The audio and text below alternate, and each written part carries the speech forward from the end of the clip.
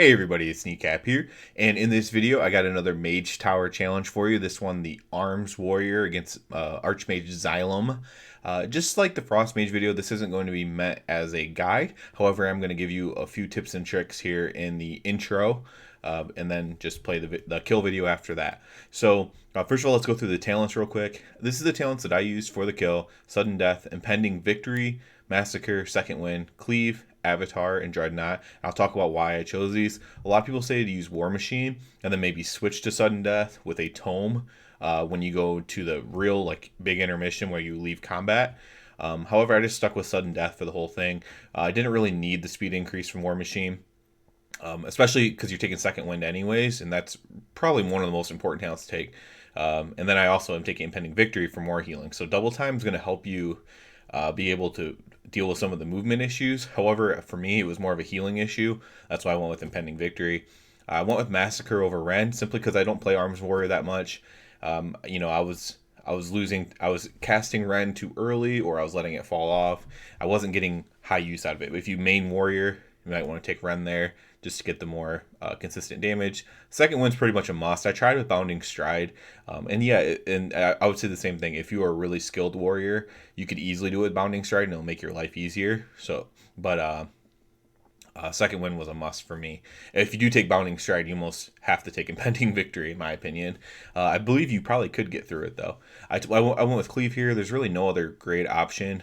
This is good to use on the Ice Spikes during the Comet Storm thing. Avatar just for the damage. Dreadnought is good for damage. Plus, it also shoots like a little straight line thing in front of you. Again, it helps you get out of glacial stuff, and just that flat line damage helps as well. So those are the talents I went with. The more, especially for the first part of it, the more known talents to use are War Machine for some speed, Double Time for some speed, Rend for consistent damage. Everyone takes Second Wind, and the rest are the same. So I switched it up a little bit. You obviously want to use every consumable to your advantage. Rune. I went with runes at the end too because it's a hard DPS check. As a non, main warrior anymore, I'm not great at the rotation. My DPS was much lower than what some people's are. I don't have any magnificent gear. I just put on a bunch of old legendaries and stuff that I had. So I'm wearing my Heart of Azeroth, not because I get the effects of it, just for the stats. I'm wearing my BFA cape again, just for the stats on it. I have on an old wrist piece just because it has a socket. I have on this because it has avoidance on it, for example. And then I have on my current legendary ring and then an old legendary ring, again, because it's socketed. So if you have anything extra, I don't have any exquisite trinkets or anything like that. But if you have anything like that, that's obviously going to help. A few quick tips. For me, in the guides, if you read a guide or whatever, they'll say to use Heroic Leap out of one of those ice spike things during the first phase.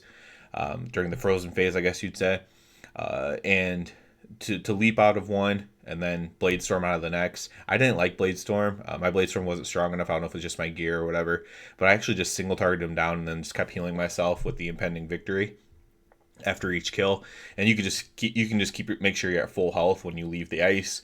Get over to Archmage Xylem. You will lose damage doing this way. It'll take longer to get to that void phase by doing it this way. But this was more consistent for me because sometimes my Blade Storm just didn't do enough damage and I just died in there. So if you're struggling with that like me, that's a tip there. And then the last real big tip that helped me out was, so after I mastered that first part, getting the big Corrupting Shadow down, I was really struggling with my damage. If you drop the first puddle directly in the middle of the room, it leaves the outer ring open because the puddle doesn't quite cover the entire circle.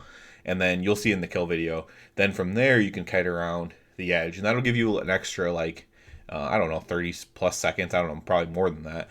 It gives you a lot of extra time if you're struggling with damage. I was literally, my best my best attempt was 15%. So it at least gave me 15% more damage by doing it this way. So give that a shot if you're struggling with DPS like me. Other than that, that's about it for this little intro. I do ask you to subscribe to the channel. It helps me out so much. And hopefully you enjoy this kill video.